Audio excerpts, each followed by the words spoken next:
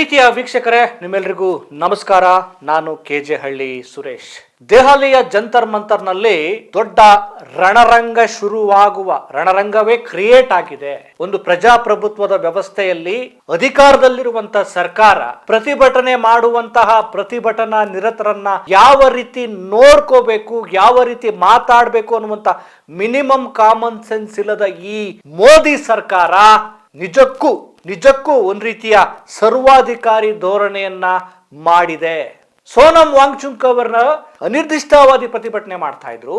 ನನ್ನ ಜೀವ ಹೋದ್ರೂ ಪರವಾಗಿಲ್ಲ, ನಾನು ಈ ಒಂದು ಒಳ್ಳೆಯ ಶಿಕ್ಷಣ ವ್ಯವಸ್ಥೆಗೋಸ್ಕರ ಪ್ರಾಣ ತ್ಯಾಗಕ್ಕೂ ರೆಡಿಯಾಗಿದ್ದೀನಿ ಅಂತೇಳಿ ಹೋರಾಟ ಮಾಡ್ತಾ ಇದ್ರೆ, ಈ ಅಯೋಗ್ಯರು ಇವ್ರ ಜೀವ ಹೋಗ್ತಾ ಇದೆ, ಇವ್ರು ಇಷ್ಟೊಂದು ಸೀರಿಯಸ್ ಆಗಿ ಪ್ರತಿಭಟನೆ ಮಾಡ್ತಾ ಇದ್ದಾರೆ, ಇವ್ರಿಗೊಂದು ದೊಡ್ಡ ಮಟ್ಟದ ಬೆಂಬಲ ಸಿಗ್ತಾ ಇದೆ, ನಾವು ಒಂದು ಮಾತುಕತೆ ಮಾಡಬೇಕು ಅನ್ನುವಂತ ಕಾಮನ್ ಸೆನ್ಸ್ ಇಲ್ಲದೆ ದುಷ್ಟತನವನ್ನ ಮೆರೆದಿದ್ದಾರೆ. ಹೈಕೋರ್ಟ್ ಹೇಳಿದ್ದೇನು, ನೀವು ಹೇಗಾದ್ರೂ ಮಾಡಿ ಅಂದ್ರೆ ಅವ್ರನ್ನ ಹೆಂಗ್ ಬೇಕೋ ಹಂಗೆ ಎತ್ತಾಕೊಂಡು ಹೋಗಿ ಅಂತ ಅಲ್ಲ, ಅವ್ರನ್ನ ಕನ್ವಿನ್ಸ್ ಮಾಡಿ, ಅವ್ರಿಗೊಂದು ಗೌರವ ಕೊಡಿ, ಅವ್ರಿಗೆ ಮನವರಿಕೆ ಮಾಡಿ, ಮೊದಲು ಅಂದ್ರೆ ಅವರು ಸಾಯುವ ಅಪಾಯದಿಂದ ಹೊರಗಡೆ ತನ್ನಿ ಅಂತ ಹೇಳಿದ್ರೆ, ಈ ಅಯೋಗ್ಯರು ಪೊಲೀಸ್ ಫೋರ್ಸ್ ಮೂಲಕ ಏನು ಸುತ್ತುವರೆದ್ಬಿಟ್ಟು ಬಿಳಿ ಬಟ್ಟೆಯ ಮೂಲಕ ಅವ್ರನ್ನ ಎತ್ತಾಕೊಂಡು ಹೋಗಿ ಇನ್ನೆಲ್ಲೋ ಒಂದು ರೀತಿಯ ಫೋರ್ಸಬಲ್ ಟ್ರೀಟ್ಮೆಂಟ್ ಕೊಡ್ತಾರೆ ಅಂತಂದ್ರೆ ನಾವ್ ಎಂತಹ ವ್ಯವಸ್ಥೆಯಲ್ಲಿ ಇದೀವಿ?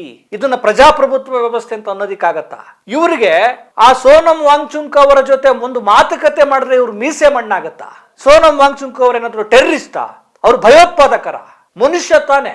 ಆ ಮನುಷ್ಯ ಕೇಳ್ತಿರೋದೇನು? ನಿಮ್ ಯೋಗ್ಯತೆಗೆ NTA 89 ಬಾರಿ ಪರೀಕ್ಷೆಗಳನ್ನ ನಡೆಸುವಲ್ಲಿ ವಿಫಲ ಆಗಿದೆ.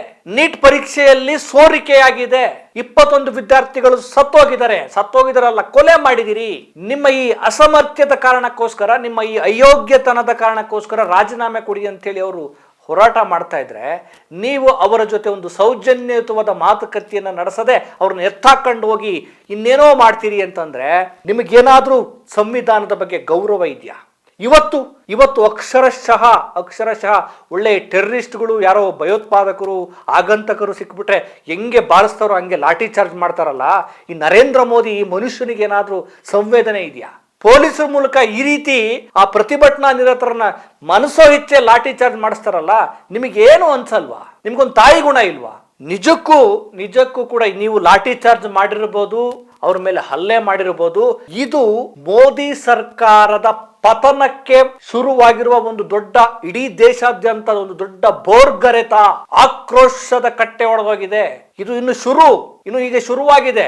ಆ ದೊಡ್ಡ ಅಂದ್ರೆ ನಿನ್ನೆ ದಿನ ಸಿದ್ಲಿಂಗ ಅವ್ರು ಹೇಳ್ತಾರಲ್ಲ, ನಿನ್ನೆ ದಿನ ನನ್ನ ಜನ ಬೆಟ್ಟದಂತೆ ಬಂದರು ಅಂತ ಹೇಳ್ತಾರಲ್ಲ, ಹಂಗೆ ಈಗ ಶುರುವಾಗಿದೆ. ನೇಪಾಳದಲ್ಲಾಯ್ತು, ಇನ್ನು ಬೇರೆ ದೇಶಗಳಲ್ಲಿ ಈ ರೀತಿ ಒಂದು ದೊಡ್ಡ ಕ್ರಾಂತಿಗಳಾದವಲ್ಲ, ಈ ಇದು ಇಂಡಿಯಾದಲ್ಲೂ ಆಗೋಕ್ಕೆ ಶುರುವಾಗಿದೆ. ಜನ ನುಗ್ಗಿ ಬರ್ತಾ ಇದ್ದಾರೆ. ಎಲ್ಲಿಗೆ? ಇವತ್ತು ಸಂಸತ್ ಚಲೋ ಇತ್ತು, ಸಂಸತ್ನೊಳಗೆ ನುಗ್ಗುತ್ತೀವಿ ನಾವು. ನಮ್ಮ ಈ ಪ್ರಾಮಾಣಿಕವಾದ ಸತ್ಯದ ಪರವಾದ ಹೋರಾಟಕ್ಕೆ ಇವರು ಸ್ಪಂದಿಸೋ ಕೆಲಸ ಮಾಡಲಿಲ್ಲ ಅಂತ ಹೇಳಿ ಸಂಸತ್ಗೆ ನುಗ್ತೀವಿ ಅಂತ ಹೇಳಿ ಯಾವಾಗ ಹೇಳ್ತಾರೆ, ಯಾವಾಗ ದೊಡ್ಡ ಪ್ರಮಾಣದಲ್ಲಿ ಪ್ರಜ್ಞಾವಂತ ಹೋರಾಟಗಾರರು ಈ ಸಂಸತ್ ಚಲೋ ಹೋರಾಟದಲ್ಲಿ ಭಾಗಿಯಾಗ್ತಾರೆ, ಅದನ್ನ ತಡೆಗಟ್ಟೋದಕ್ಕೆ ಎಷ್ಟೊಂದು ಪೊಲೀಸ್ ಫೋರ್ಸ್ ಅನ್ನ ಕರೆಸ್ಬಿಟ್ಟು ಅವ್ರ ಮೇಲೆ ಲಾಠಿ ಚಾರ್ಜ್ ಮಾಡ್ತಿರಲ್ಲ, ನಿಮ್ಮ ಅಯೋಗ್ಯತನವನ್ನು ಒಪ್ಕೊಳ್ಳೋಕೆ ಏನ್ ಸಮಸ್ಯೆ?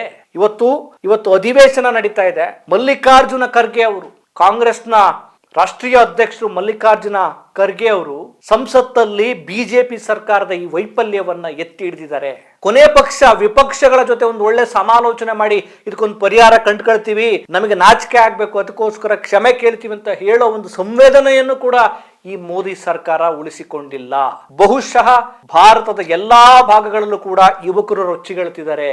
ಇವರ ದುರಾಡಳಿತ, ಇವರ ನೀತಿಗಳು, ಇವರ ಡ್ರಾಮಾ ಕಂಪನಿಗಳು, ಇವರ ಹುಚ್ಚಾಟಗಳು ಎಲ್ರಿಗೂ ಅರ್ಥ ಆಗ್ತಾ ಇದೆ.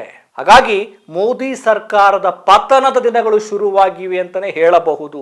ನೀವು ಈ ಕ್ಷಣಕ್ಕೆ ಇವತ್ತು ಅವರನ್ನ ಕಂಟ್ರೋಲ್ ಮಾಡಿರಬಹುದು, ಅವರ ಮೇಲೆ ಲಾಠಿ ಚಾರ್ಜ್ ಮಾಡಿರಬಹುದು. ಇಡೀ ಭಾರತ ಒಂದಿನ ರೊಚ್ಚಿಗೇಳುವ ದಿನಗಳು ಶುರುವಾಗಿವೆ.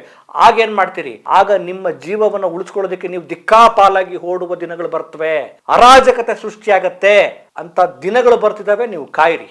ಏನಂತೀರಿ? ಮತ್ತೊಂದು ವಿಚಾರದೊಂದಿಗೆ ನಿಮ್ಮನ್ನು ಭೇಟಿ ಮಾಡ್ತೇನೆ. ನಮಸ್ಕಾರ.